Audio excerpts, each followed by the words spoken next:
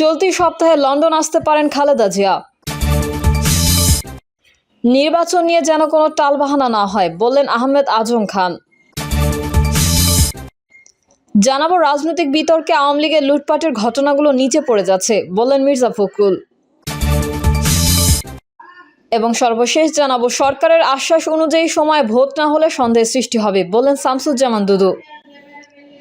এতক্ষণ শুনছিলেন সংবাদ শিরোনাম, এবারে বিস্তারিত। তবে তার আগে অনুরোধ থাকবে আমাদের চ্যানেলটি সাবস্ক্রাইব করে বেল আইকনটি ক্লিক করুন। চলতি সপ্তাহে লন্ডন আসতে পারেন খালেদা জিয়া। বিএনপি চেয়ারপারসন ও সাবেক প্রধানমন্ত্রী খালেদা জিয়া চলতি জানুয়ারি মাসের প্রথম সপ্তাহের মাঝামাঝি সময়ে লন্ডনে আসতে পারেন। সবকিছু ঠিক থাকলে উন্নত চিকিৎসার জন্য সোমবার সকাল 11টায় বাংলাদেশ ছাড়তে পারেন তিনি। একটি সূত্র জানায়, তাকে বহনকারী বিমানটি সোমবার গভীর রাতে বা মঙ্গলবার ভোরে লন্ডনে পৌঁছাতে পারে। তার ভিসা, ফ্লাইট সহ সবকিছু সম্পন্ন হলেও বেশ কিছুদিন আগে বিদেশে তার চিকিৎসার বিভিন্ন কারণে বিলম্বিত হচ্ছে বলে আলোচনা রয়েছে। মেডিকেল বোর্ডের চিকিৎসক, নার্স ও ব্যক্তিগত সহকারী সহ মোট 15 জন তার সঙ্গে থাকবেন।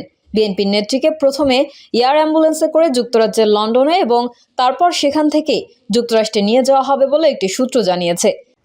জানা গেছে, যুক্তরাষ্ট্রের মেরিল্যান্ডের ইস্ট বাল্টিমোরের বিশ্ববিখ্যাত জনস হপকিন্স ইউনিভার্সিটির হাসপাতালে বিএনপি চেয়ারপারসনের চিকিৎসার সব প্রস্তুতি সম্পন্ন হয়েছে। তার ইউকে এবং ইউএস এর ভিসা ইতোমধ্যেই পাওয়া গেছে। লন্ডনে পরিবারের সদস্যদের সঙ্গে কয়েকদিন কাটিয়ে তিনি লিভারের সমস্যার চিকিৎসার জন্য যুক্তরাষ্ট্রে যাবেন। খালেদা জিয়ার মেডিকেল টিমের মতে, বিএনপি চেয়ারপারসনের চিকিৎসার জন্য সব বিস্তারিত পরিকল্পনা করা হয়েছে। নির্বাচন নিয়ে যেন কোনো টালবাহানা না হয়, বললেন আহমেদ আজম খান।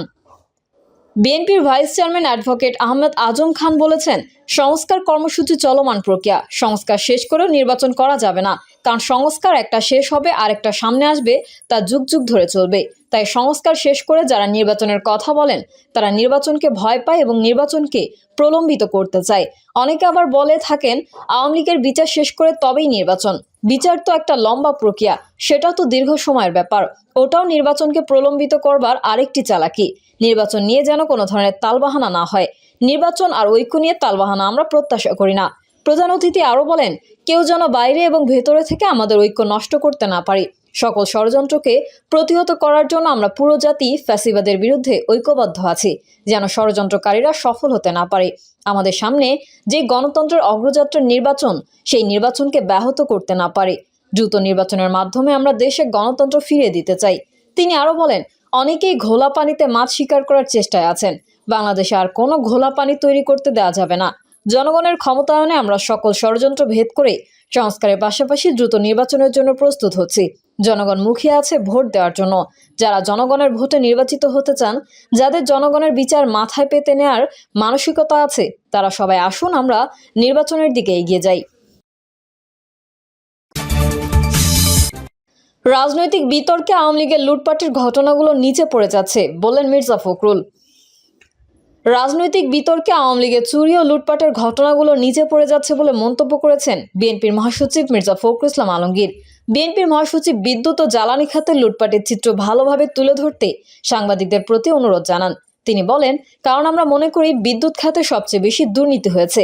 এটি অনেক আগেই করা উচিত ছিল বলে জানিয়ে মির্জা ফখরুল বলেন, রাজনৈতিক তর্ক বিতর্কে আওয়ামী লীগের চুরি লুটপাটের নিচে পড়ে যাচ্ছে, তারা সুবিধা পেয়ে যাচ্ছে।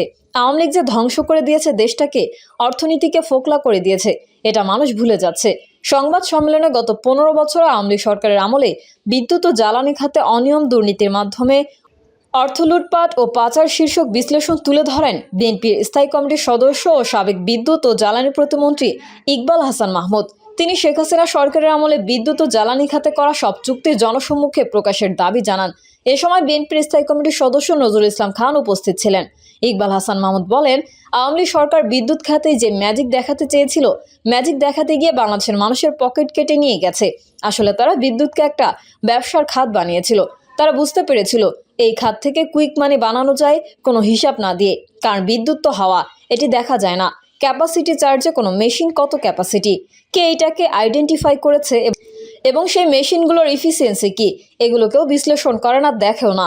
সাবেক এই প্রতিমন্ত্রী বলেন, এই ক্যাপাসিটি চার্জের নামে তারা 15 বছরে প্রায় 1 লাখ কোটি টাকা নিয়ে গেছে। বিদ্যুৎ খাতের কোনো চুক্তি পাবলিক প্রকিউরমেন্ট রুল মেনে করা হয়নি বলে অভিযোগ করে ইকবাল হাসান মাহমুদ বলেন, we must C the contract. তারা কিভাবে কন্ট্রাক্টগুলো করেছে এটা পাবলিক হওয়া উচিত। অন্তর্বর্তী সরকারের কাজ হলো প্রতিটা চুক্তি উন্মুক্ত করে দেওয়া।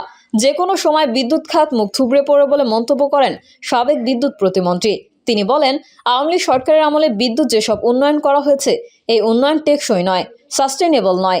এই প্রসঙ্গে ইকবাল হাসান বলেন, একটা উদাহরণ বলি, প্রতি মিটারের জন্য গড়ে অতিরিক্ত খরচ করেছে 4,500 টাকা, ক্রয় করেছে 6,200 টাকা দিয়ে। তাহলে দেখা যায় অতিরিক্ত 1,720 টাকা প্রতি মিটারে।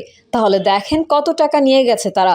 এবং এনআইসি কার্ডের দাম 2,000 টাকা, তারা ধরেছে 5,215 টাকা।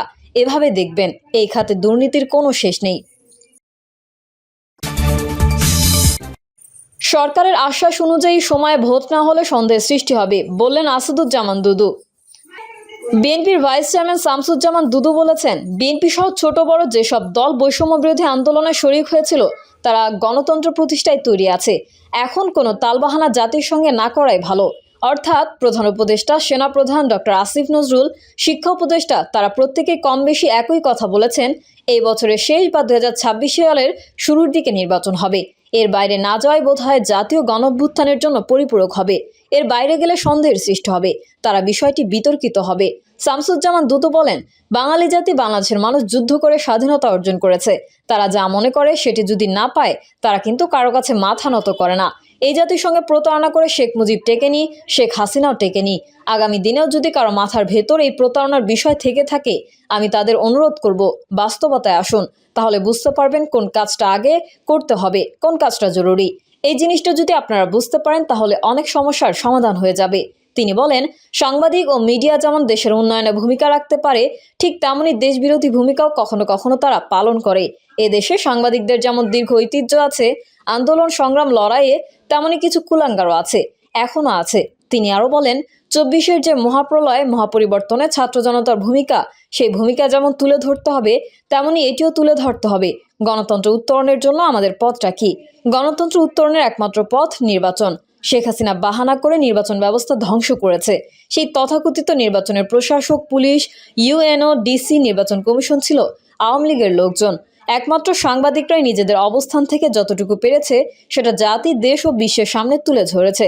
তারাও নির্যাতিত হয়েছে এই সত্য বলার কারণে। এই পথে এলে সত্যের পক্ষে কাজ করতে হবে। প্রিয় দর্শক, এই ছিল এখনকার সর্বশেষ সংবাদ। আপডেট সংবাদ পেতে চ্যানেলটি সাবস্ক্রাইব করে বেল আইকনটি ক্লিক করুন। কমেন্টে আপনার মতামত জানিয়ে আমাদের সাথেই থাকুন। ধন্যবাদ সবাইকে। আল্লাহ হাফেজ।